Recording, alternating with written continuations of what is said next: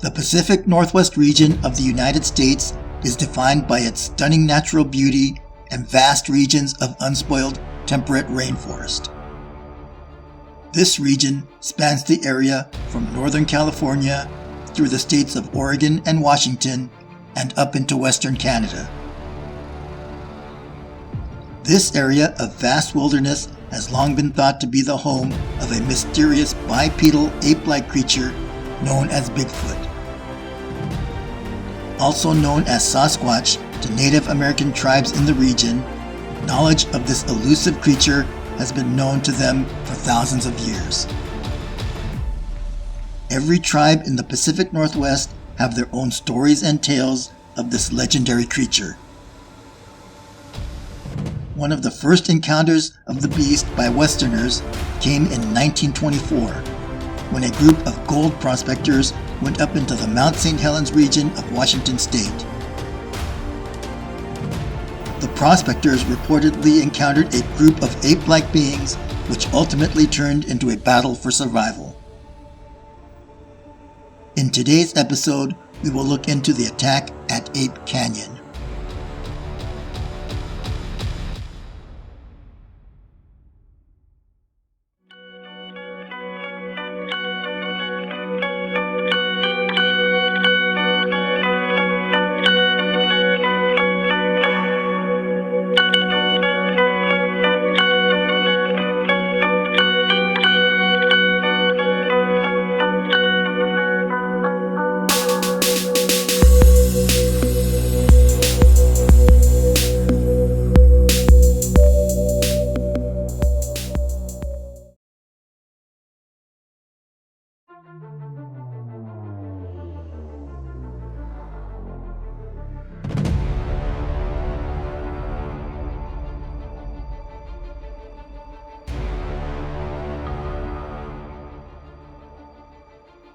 In 1924, a group of 5 gold prospectors were working a claim in the Cascade Mountain Range near the area of Spirit Lake on Mount St. Helens.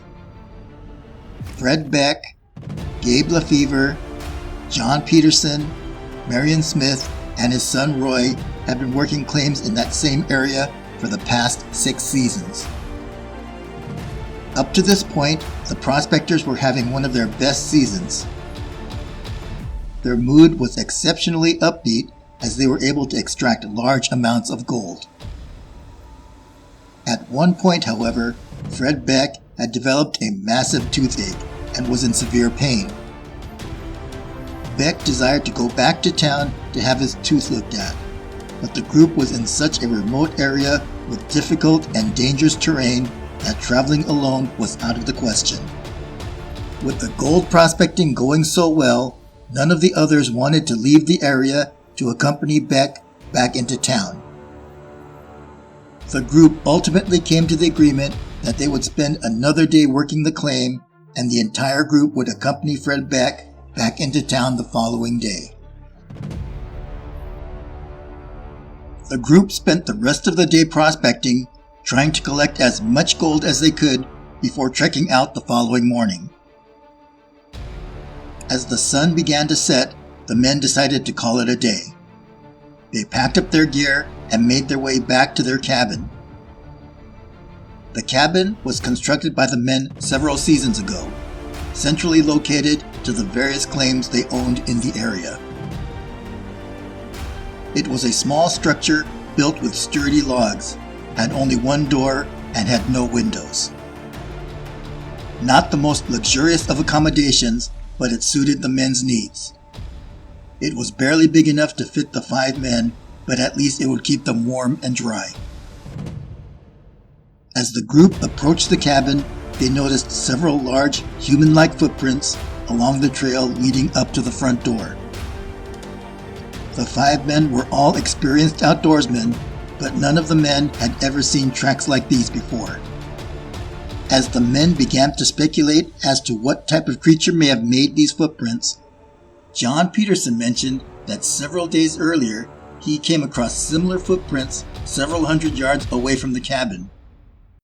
As he kneeled down to examine the footprint more closely, he heard a strange whistle come from the tree line. Peterson looked around, but he saw nothing. As he was looking towards the tree line, he heard another whistle coming from behind him. He turned to look, but again, he saw nothing. Frightened by the footprint and the strange whistling, John quickly made his way back to the cabin, but did not mention anything to the others for fear of being ridiculed by them. When John Peterson told his story to the group, Fred Beck also mentioned that he heard strange whistles coming from the woods. Fred thought it was just some of the other men making whistling sounds. Being a bit concerned by what was happening, the men decided to just head inside the cabin and call it a night. As the men sat inside their cramped living quarters, a few of the men began to get hungry. Fred Beck, along with Gabe Lefevre, decided to go down to the stream and fetch some water so they could cook up some stew. Just to be safe, Fred and Gabe brought along their rifles. The moon was full that evening, so visibility was actually quite good. As the pair approached the stream, Gabe suddenly stopped and aimed his rifle up towards a wooded hillside. As Fred looked up to where Gabe was aiming, he immediately saw it. A huge hairy creature standing upright, staring down at them, the moonlight reflecting off the creature's head and massive shoulders. Gabe fired several rounds at the creature, but it is not known if any of the shots actually hit the beast, as it slipped off into the woods. Unnerved, the two men abandoned their buckets and ran back to the cabin, slamming the door behind them. Fred and Gabe described what they saw to the other men, and the five of them stayed up for several hours listening for any sign of the creatures. The men heard nothing, and eventually they decided to get some sleep. Not long after the men dozed off, they were all awakened by the sound of something huge smashing into the side of the cabin. The impact was so great that a heavy slab of wood dislodged from the wall and landed on Gabe. The other men quickly removed the beam off of Gabe, and as they did so, they heard the sound of footsteps outside the cabin. It sounded like several individuals running in circles around the cabin. The wood falling out of the wall created a narrow gap which the men could look through. As they peered through the opening, what they saw was truly terrifying. They could see at least 3 of the creatures running around the perimeter of the cabin. Fred grabbed his rifle and took several shots at the creatures through the narrow gap. The creatures scattered in different directions, but immediately afterwards, the men heard that whistling noise, followed by a barrage of heavy rocks and boulders striking the sides of the cabin. The men knew they had built a sturdy cabin, but as they huddled together in the darkness, they wondered if the structure could hold up against such an onslaught. The men aimed their rifles through the narrow opening, hoping to get a shot at the creatures, but they never appeared on that side of the cabin again. At one point, a giant hairy arm reached in through the narrow gap and began feeling its way around. Fred took several shots at it, and the hand quickly withdrew, and the men could hear the footsteps of the creature as it ran off. The barrage of rocks and boulders continued for hours, until finally the light of morning came.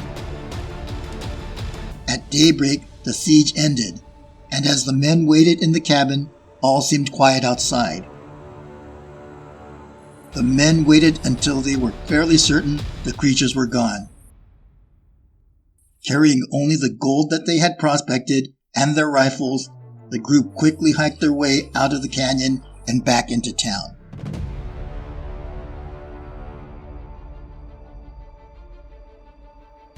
The men all agreed not to tell anyone about the encounter.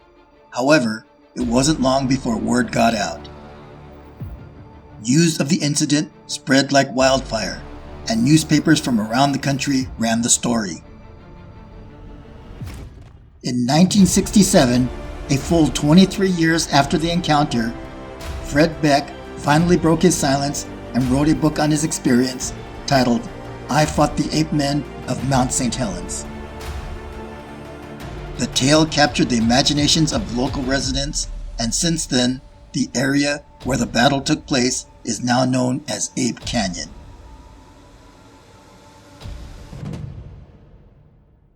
This concludes today's episode of the Paranormal Report.